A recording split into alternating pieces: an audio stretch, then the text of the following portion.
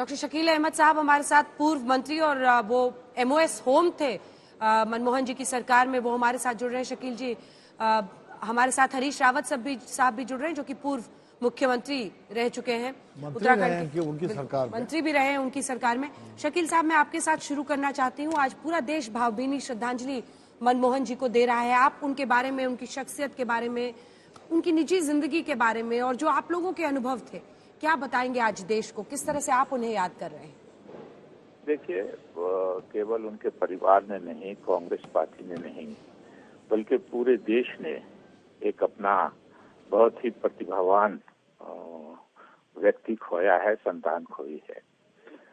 मनमोहन सिंह जी की सबसे बड़ी विशेषता मुझको लगती है कि जो जितने बड़े वो अर्थशास्त्री थे या ब्यूरोक्रेसी में जितने ऊपर गए, राजनीति में 6-12 सभा के मेंबर हुए, वित्त मंत्री हुए, प्रधानमंत्री हुए, और इतने बड़ा उन्होंने भारत के अर्थव्यवस्था में बदलाव किया। 91 से ही लेकर के क्या स्थिति थी कि हमारा सोना गिरवी था, उससे वापस लाने से लेकर के देश को आज जो स्थिति है देश की, उसमें उनका बहुत बड़ा योगदान है अर्थव्यवस्था की उन्नति के मामले में। मगर उनकी शालीनता, उनकी सभ्यता और किसी से तल्ख लहजे में बात नहीं करना, कमजोर नहीं, कमजोर होना अलग बात है और सभ्य और शालीन होना अलग बात है। वो कमजोर नहीं थे, सभ्य और शालीन थे। और मनमोहन सिंह जी के व्यक्तित्व के बारे में उर्दू के एक शेर में, बहुत छोटा सा शेर है, और उनको देख के जब मिलता था कोई तो ये एहसास होता था कि आपसे झुक के जो मिलता होगा, आपसे झुक के जो मिलता होगा, उसका कद आपसे ऊंचा होगा। और मनमोहन सिंह जी ये चितार्थ कराते थे, हर मिलने वाले को लगता था वो झुक के इतनी आजी और इंकिसारी से मिलते थे कि उनके व्यक्तित्व की विशालता और नजर आती थी। और कमजोर नहीं थे, आप लोगों ने भी चर्चा की, और मैं तो उस सरकार में था, उस वोटिंग में था, जो जब जॉर्ज बुश जूनियर और डॉक्टर मनमोहन सिंह जी ने ये फैसला किया कि हम न्यूक्लियर डील करेंगे, तो बाहर से विरोध हुआ। वो स्वाभाविक है, राजनीति में होता है। मगर हमारे सहयोगी कुछ दलों ने भी विरोध किया, हमसे अलग भी हो गए। लेकिन डॉक्टर मनमोहन सिंह जी ने कहा कि जो सैंक्शंस हमारे यहाँ लगे हुए हैं हमारे खिलाफ पोखरण 2 के कारण, उसकी वजह से जो बहुत सी टेक्नोलॉजी जो आ सकती थी, जिससे हमारी अर्थव्यवस्था सुधरेगी, हमारे नौजवानों को एम्प्लॉयमेंट मिलेगा, नई इंडस्ट्री यहाँ आएगी, यहाँ की इंडस्ट्री हम बाहर भेज सकेंगे, इन सब चीजों पर अब बहुत ही, सिर्फ ये नहीं कि एनर्जी के मामले में हमको ये होगा, इन सब टेक्नोलॉजीज के मामले में भी देश को फायदा होगा, हमारी युवाओं को फायदा होगा, हमारी आने वाली पीढ़ियों को फायदा होगा। देखिए, परंपरा ये है, अंजना जी जो रही है, दुनिया में रहती है, सिर्फ अपने देश में नहीं, कि लोग देश को सत्ता के लिए दांव पे लगा देते हैं। मनमोहन सिंह जी ने देश के लिए अपनी सत्ता को दांव पे लगा दिया था। आप तो रिपोर्ट वो करती रही है लगातार उनकी सरकार से, उसके पहले से लेके अभी तक। तो याद होगा कि हम लोग 10-20 वोट से, हमको याद नहीं है संख्या, वैसे वोट गिनने वालों में मैं भी था, के जो पार्लियामेंट के अंदर घूम घूम के पोलिंग के बाद पर्ची जमा करते हैं, तो स्वाभाविक रूप से 15 या 20 वोट से हम लोग जीत पाए थे। कोई बहुत जरूरी नहीं थी, कोई उनकी सरकार पे आफत नहीं थी, लेकिन वो कमजोर नहीं थे। उन्होंने समझा कि ये राष्ट्र हित में है ये समझौता, इसलिए वो आगे बढ़े। तो निश्चित रूप से आज हम सब मर्माहत हैं, पूरा देश मर्माहत है। और मुझको ये बात अच्छी लग रही है कि अक्रॉस द पार्टी लाइन सभी दलों के नेताओं ने जो सम्मान उनको मिलना चाहिए वो देने का प्रयास किया है। और यही एक बात है, ये जनतंत्र के लिए भी, हमारे देश के लिए, हमारी आने वाली पीढ़ियों को राजनीति की तरफ प्रेरित करने के लिए, और ऐसे व्यक्तित्व की निश्चित रूप से जरूरत है कि आज जो मनमोहन सिंह जी के बाद एक तरह से युवा हुए हैं, 14 के बाद से कोई 15 साल का था, कोई 10 साल का था, आज 22 साल का, 24 साल का है। तो मनमोहन सिंह जी के बारे में अगर उतना नहीं भी जानता है, तो आज इस देश में जो चर्चा हो रही है, और उसके बाद उसको पता चलेगा कि मनमोहन सिंह जी ने अपने प्रधानमंत्री काल में, वित्त मंत्री काल में ये किया, रिजर्व बैंक के गवर्नर के हैसियत से, प्लानिंग कमीशन योजना आयोग जिसको कहते थे उसके उपाध्यक्ष की हैसियत से, उसके पहले सरकार के एडवाइजर की हैसियत से, फाइनेंस सेक्रेटरी की हैसियत से। तो एक लंबी सूची है उनके अचीवमेंट की, और मैं सबके बात कहूंगा कि उनकी जो शालीनता थी, उनका जो झुक के मिलने का अंदाज था लोगों से, ये उनको बहुत लोगों से बहुत बड़ा बनाता है। जी जी शकील जी। हरीश जी, आप उन्हें कैसे याद करेंगे? प्रभु चावला जी भी वरिष्ठ पत्रकार हमारे साथ जुड़ गए हैं, जिन्होंने बहुत करीब से भारतीय राजनीति के उस दौर को देखा है जब मनमोहन जी प्रधानमंत्री थे। लेकिन हरीश जी, आप किस तरह से उन्हें याद करेंगे? और उनकी सहजता की, उनकी सरलता की हमेशा चर्चा होती है। कई बार विपक्षी आरोप लगाते थे कि चुप रहते हैं, मौन रहते हैं। आप लोग उनके किरदार को, उनकी भूमिका को कैसे याद करेंगे? और प्रधानमंत्री भी आज मिलने गए, जिसकी चर्चा शकील जी कर रहे थे कि हर पार्टी के नेता ने आज सम्मान दिया है।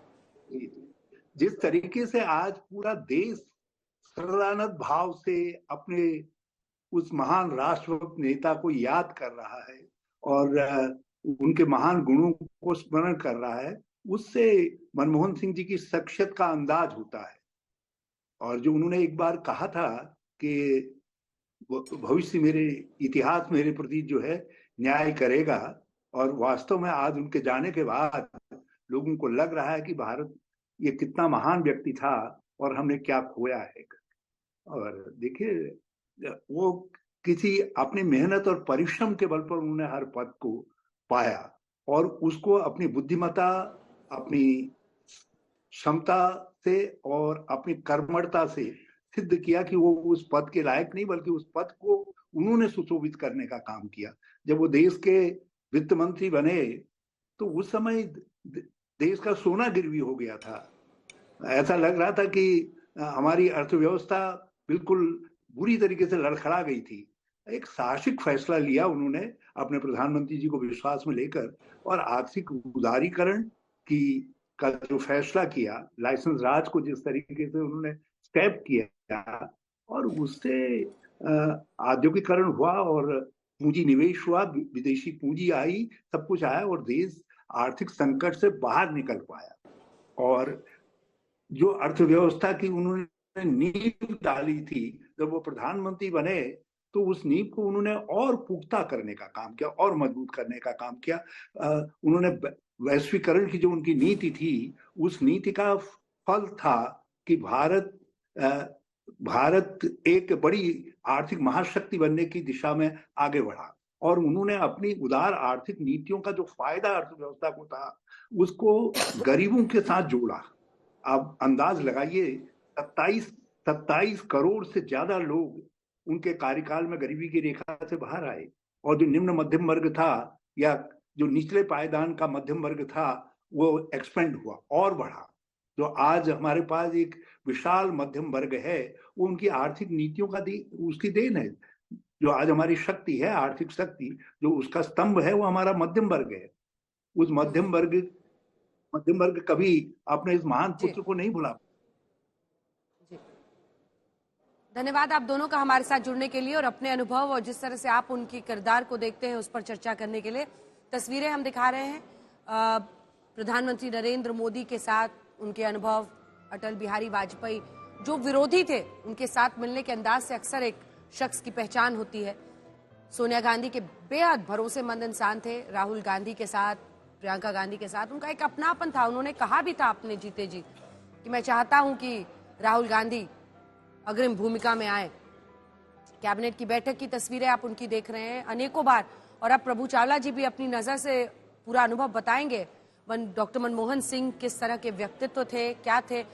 बहुत सारे उतार चढ़ाव आए, मतलब न्यूक्लियर डील पर सरकार को दांव पर लगा देने से लेकर ऋण माफी का फैसला एन 2009 के पहले लेना और वो कैसे वापसी के लिए एक बड़ी वजह बना, और वहां से आगे बढ़ते हुए कई सारी चुनौतियां जीवन की रही। लेकिन सबसे बड़ा चैलेंज ये रहा कि उन्हें पीएम बनाया गया था, और इसी के साथ साथ डुअल पावर सेंटर एक था जो कई कांग्रेसी खुद मानते थे ओपनली। ऐसे में उन्हें सरकार चलाना था, देश देखना था, दूसरी तरफ पार्टी में भी जो 10 जनपद का सम्मान साथ में लेकर चलना था। आप उनके जीवन को कैसे देखते हैं प्रभु जी? रीना जी, मेरी उनसे मुलाकात जब मैं स्टूडेंट था तब हुई थी। दिल्ली स्कूल इकोनॉमिक्स में पढ़ता था और doctor Manmohan Singh visiting professor थे।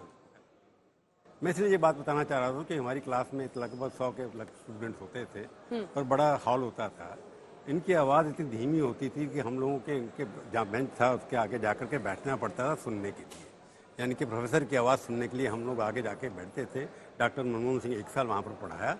तो मैं शुरुआत इसलिए कह रहा हूँ कि बड़े ही मंद जो उनकी आवाज़ थी इतनी कम होती थी, जो प्राइम मिनिस्टर तक वैसी की वैसी आवाज़ रही। मैंने उनको परिवर्तन होते देखा जब वो बने, वहाँ से जो करके प्रोफेसर वापस चले गए, फिर वो वापस हिंदुस्तान के अंदर आए, इकोनॉमिक काउंसिल के चेयरमैन रहे चंद्रशेखर की सरकार में, उससे पहले आरबीआई के गवर्नर बने। तो वो एक पीढ़ी से सीढ़ी चढ़ते हुए सरकार के अंदर ही रहे। सेक्रेटरी से शुरू किया, सरकार से आरबीआई के गवर्नर बने। जब चंद्रशेखर जी जा रहे थे, ये इसलिए किस्सा मैं सुनाना चाहता हूँ कि इसके प्रति लगता है कई बार मनमोहन सिंह जी को लगता है कि मेरे को सरकार की सेवा किसी ना किसी रूप में जरूर करनी है। तो जब मनमोहन जी मिलने गए उनसे, चंद्रशेखर जी से, कि आप प्रधानमंत्री बन जा रहे हैं तो मेरा क्या रोल है, उसे क्या आप क्या चाहते हो? उन्होंने कहा जी मेरे लिए एक पोस्ट खाली है यूजीसी की, तो आप मेरे को यूजीसी का चेयरमैन बना दीजिए। तो मनमोहन जी से भी मनमोहन जी से यूजीसी के चेयरमैन बने और चंद्रशेखर जी अब चाह रहे थे। परंतु सबसे बड़ी अच्छी घटना, मैं उस वक्त इंडियन एक्सप्रेस का एडिटर था 91 के अंदर, और डॉक्टर मनमोहन सिंह यूजीसी के चेयरमैन थे उस वक्त। जब प्रधानमंत्री बने नरसिम्हा राव, तो मैं इंडियन एक्सप्रेस एडिटर था, मेरे को इंटरव्यू लेना था उनसे। तो मैंने पहला व्यक्ति था जिसने इंटरव्यू उनका प्रधानमंत्री बनने के बाद किया। सबसे पहला इंटरव्यू उन्होंने मेरे से किया। मैं उनसे मिलने गया, अभी सरकार बनी नहीं थी। तो उन्होंने कमरे के अंदर वो किसी को फोन पे बात कर रहे थे, मेरे को बिठा लिया। फिर कह रहे प्रभु तुम सुनना, कान बंद रखना अपने। मैंने कहा कान कैसे पत्रकार के बंद हो सकते हैं? कहते सुन। तो किसी से बात कर रहे थे, इंग्लिश में बात करते रहे, उनसे बात खत्म हुई। तो मैं जैसे ही खत्म हुई, मैंने किससे बात कर रहे थे? कहते ये छापने के लिए नहीं है, मैं आपको उस वक्त प्रधानमंत्री कुछ भी बोल देते, हम पूछ भी लेते थे। तो उन्होंने कहा कि मैं डॉक्टर आईजी पटेल लंदन में हूँ, उनसे बात कर रहा था। क्यों? कि मैं आईजी पटेल को फाइनेंस मिनिस्टर बनाना चाहता हूँ, परंतु वो मान नहीं रहे। उन्होंने डॉक्टर मनमोहन सिंह को नाम सजेस्ट किया है। तो वो पहली चॉइस फाइनेंस मिनिस्टर के भी नहीं थे, परंतु बन गए। और लोग बार बार कहते हैं कि उन्होंने ये काम किया। नरसिम्हा राव खुद इतने बड़े रिफॉर्मिस्ट थे, उनके नेतृत्व में डॉक्टर मनमोहन सिंह उनको अच्छे एक फाइनेंस मिनिस्टर बने, जो अपनी इकोनॉमिक नॉलेज थी उसको पॉलिटिक्स में कन्वर्ट कर पाए, या पॉलिटिकल मैसेज को इकोनॉमिक्स में कन्वर्ट कर पाए। दोनों का कॉम्बिनेशन जो है वो डॉक्टर मनमोहन सिंह ने दिया, जिससे रिफॉर्म हिंदुस्तान के अंदर 91 से लेकर 96 तक चले। बिल्कुल। इसलिए मैं कहूंगा कि उनके अंदर जो बाबूगिरी थी उसका भी प्रयोग किया उन्होंने, उनके अंदर जो इकोनॉमिक्स थॉट थे, इंटेलेक्चुअल कैपिटल था, उसका भी प्रयोग किया, और नेतृत्व से जब भी उनको गाड़ी मिलती थी सबको मिलाकर के वो इम्प्लीमेंट अच्छी तरह कर लेते थे। चलिए आगे के भी दौर पर चर्चा होगी, लेकिन चूंकि आपने उस वक्त की बात की है, मनमोहन सिंह ने देशवासियों का सबसे करीबी परिचय उनके प्रधानमंत्री रहते ही हुआ, लेकिन सियासत में मनमोहन सिंह की एंट्री उससे 3 दशक पहले हो चुकी थी। पहली बार मनमोहन सिंह 91 में केंद्रीय कैबिनेट का हिस्सा बने थे, तब वो नरसिम्हा राव सरकार में वित्त मंत्री थे। ये रिपोर्ट देखिए, फिर चर्चा आगे लिए चले। जिस दिन नरसिम्हा राव अपने मंत्रिमंडल का गठन कर रहे थे, उन्होंने अपने प्रधान सचिव को मेरे पास ये कहते हुए भेजा, प्रधानमंत्री चाहते हैं कि आप वित्त मंत्री बने। मैंने इसे गंभीरता से नहीं लिया। अगली सुबह वो फिर पहुंचे, बल्कि वो काफी नाराज थे और कहा कि मैं तैयार होकर शपथ ग्रहण के लिए राष्ट्रपति भवन जाऊं। मनमोहन सिंह वित्त मंत्री तो बन गए थे, लेकिन तब देश की हालत कुछ ऐसी थी कि वित्तीय घाटा जीडीपी का 8.5% था, चालू खाते का घाटा 3.5% था, खजाने में सिर्फ $1 अरब बचे थे, जो महज 2 हफ्ते के आयात का खर्च था। ऐसी नाजुक हालत में मनमोहन सिंह ने देश के उद्धार के लिए उदारीकरण का द्वार खोला था। मनमोहन सिंह की उस दूरदृष्टि का नतीजा ही है कि आज मुल्क दुनिया की 5वीं सबसे बड़ी इकोनॉमी बन चुका है। ड्यूअल बैटल्स थे जो उनको लड़ने पड़ते थे हमेशा। एक तो ड्यूअल पावर सेंटर जो उनके कार्यकाल में रहा, और दूसरा मतलब वो खुद एक तरीका, आपने बाबूगिरी कहा उसे, लेकिन एक जो ब्यूरोक्रेट वाला उनका तरीका था काम करने का, और फिर पॉलिटिक्स की मजबूरियों को भी संभलना। कभी चुनावी पॉलिटिक्स में नहीं उतरे, लेकिन राजनीति में सर्वाइव तो करना था। नहीं, वो बात ठीक है, चुनावी राजनीति में उतरे। वो नई दिल्ली से चुनाव भी लड़े थे, फिर हार गए थे उस वक्त। एक ही बार लड़े चुनाव, उसके बाद नहीं लड़े। वो राज्यसभा के हमेशा मेंबर रहे, और उस दौरान के अंदर कई बार क्योंकि मैं उनका स्टूडेंट रहा, थोड़ा सी मिलते आते थे, जब भी मिलने जाता था वो मिल जाते थे। प्रधानमंत्री बनने के बाद भी मेरी उनसे मुलाकात हुई। उन्होंने मेरे को ब्रेकफास्ट पे बुलाया, मैंने उनसे बातचीत की। उनको हर मुद्दे के ऊपर कुछ ना कुछ बात करनी होती थी। तो मैंने उनसे पूछा, जब उस वक्त किस्सा चल रहा था कि किस तरह से सरकार चलेगी, उन्होंने कहा जी देखो मैं इस परिस्थिति में पहुंचा हूँ, इस हिंदुस्तान के 2 माइनॉरिटी के लोग पहुंचे हैं इस पद पर, एक ज्ञानी दयाल सिंह जो प्रेसिडेंट बने थे, और मैं प्रधानमंत्री बना हूँ। मेरे को याद है वो दिन भी। वो कहते कि मैं इसलिए बना हूँ कि गांधी परिवार की मेहरबानी से बना हूँ, चुनाव लड़ करके मैं इलेक्टेड मैंडेट मेरे पास नहीं है, इस बात को मैं कभी भूल नहीं सकता। मैं आज डिस्क्लोज ये कर रहा हूँ क्योंकि मेरे पास रिकॉर्डेड है वो सब। तो जब वो इतना मानते थे कि मेरे को प्रधानमंत्री, जिसको मैं फाइनेंस मिनिस्टर कभी नहीं मतलब बन गया, तो उनके लिए एक भावना थी नेहरू परिवार के प्रति, गांधी परिवार के प्रति, कि उन्होंने उनको चुना और बनाया। जब मीटिंग हो रही थी, जब सोनिया गांधी को चुन लिया गया था, सोनिया गांधी ने जब पत्र लिखा था, प्रेस स्टेटमेंट दी थी, उससे पहले इंडिया टुडे में था, जब मैंने देखा था उसको एक मैसेजिंग सिस्टम हुआ करता था कि उसको पता नहीं क्या बोलते थे, उसको मैं भूल गया उसका नाम। सब जो अंदर से मेरे को खबर आई, सबसे पहले इंडिया टुडे के हैंडल से निकला था कि प्रधानमंत्री बनने वाले मनमोहन सिंह जी हैं। तो पेजर वाला था क्या?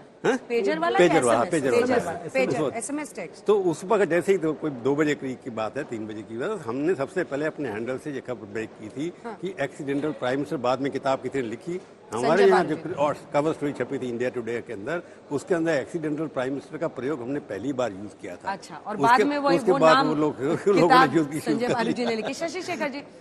तो लेकिन बात यह है कि जैसे ही मनमोहन सिंह की पर्सनैलिटी को एनालिसिस करेंगे तो उनके अंदर जो पहली ट्रेनिंग थी, एक तो इंटेलेक्चुअल की ट्रेनिंग, के पढ़े लिखे इकोनॉमिस्ट थे, पढ़ करके आए थे, और वो लिबरल इकोनॉमिस्ट थे। ट्रांसफॉर्मेशन कैसे हुआ?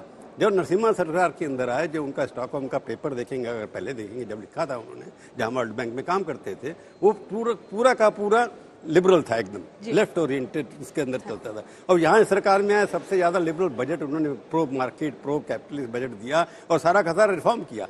तो उन्होंने राजनीति के साथ बदलने की जितनी उनके अंदर भावना भी थी। अब मैं ऐसी घटना सुनाने जा रहा हूँ जिसके अंदर जब वर्ल्ड बैंक की रिपोर्ट आई थी और बजट 1992 का आया था, इंडियन एक्सप्रेस के फ्रंट पेज के हमने वर्ल्ड बैंक के साथ क्या गारंटी की, इन लोगों ने एक लेटर लिखा था, मैंने पब्लिश किया था, हमारे अखबार ने पब्लिश किया था। उससे बजट इनको रात को बदलना पड़ा और मेरे को रात को फोन किया गया कि आप सरकार गिर जाएगी। पर सरदार जी ने कहा कि ठीक है, जर्नलिस्ट का अपना काम है। उसके साथ जब इनको बजट बदलना पड़ा, नरसिम्हा राव जी ने बदला, दूसरे दिन पेजेस बदले गए, परंतु उसके बाद मैंने ये भी लिखा कि मनमोहन सिंह इकोनॉमिस्ट हैं और उनकी एक बॉक्स आइटम छापा कि वो 1 रुपए तनख्वाह लेते हैं, क्योंकि वर्ल्ड बैंक के अंदर उनको काफी पैसे मिलते हैं। शशि शेखर जी, ये जो इलेक्टेड बनाम सेलेक्टेड वाला पोस्ट होता है प्रधानमंत्री के तौर पर, उसका भी एक बोझ आपको लगता है, आपके निजी अनुभव में कभी दिखा उनके साथ? देखिए, इसमें कहीं कोई दो राय नहीं है कि उन्हें गांधी परिवार ने बनाया। मैं पहले भी कह चुका हूँ, सोनिया से उनका एक नाता था, लेकिन इसके भी तमाम उदाहरण हम सब के सामने मौजूद हैं और आज वो मौका नहीं है कि उसकी बात की जाए बहुत विस्तार से। जब पार्टी ने कहीं न कहीं उन पर अंकुश लगाने की कोशिश की, कई बार ऐसा भी हुआ कि वो जो करना चाहते थे वो नहीं कर सके। कई बार ऐसा भी होता था कि जिन लोगों को मंत्रिमंडल में नहीं लेना है, गठबंधन धर्म की रक्षा करने के लिए न केवल उन्हें मंत्रिमंडल में लेना पड़ा, बल्कि उनको पोसना भी पड़ा। तो मुझे ऐसा लगता है कि मनमोहन सिंह जो निखालिस मनमोहन सिंह हो सकते थे, उस पर वो प्रेशर थे, लेकिन उस प्रेशर को उन्होंने कभी तक जाहिर नहीं किया। इवन जब संजय बारू की किताब आई, तब भी वो कुछ नहीं बोले। उनकी बेटी ने जरूर कहा कि हमारी पीठ में छुरा घोंपा गया है, लेकिन मनमोहन सिंह के साथ एक स्थिति प्रज्ञता थी और उस स्थिति प्रज्ञता का ही नतीजा है कि जैसा प्रभु ने भी कहा था कि वो लगातार कहीं न कहीं सरकार में बने रहे। 1972 से लेकर अंतिम क्षण तक लाल बत्ती उनके पास रही, लेकिन वो लाल बत्ती का मतलब ये नहीं है कि बड़े लोलुप थे और वो आयाराम गयाराम टाइप के आदमी थे। उन्होंने जहां भी वो रहे डिलीवर किया और एक लंबी बड़ी छाप छोड़ी उन्होंने अपने काम।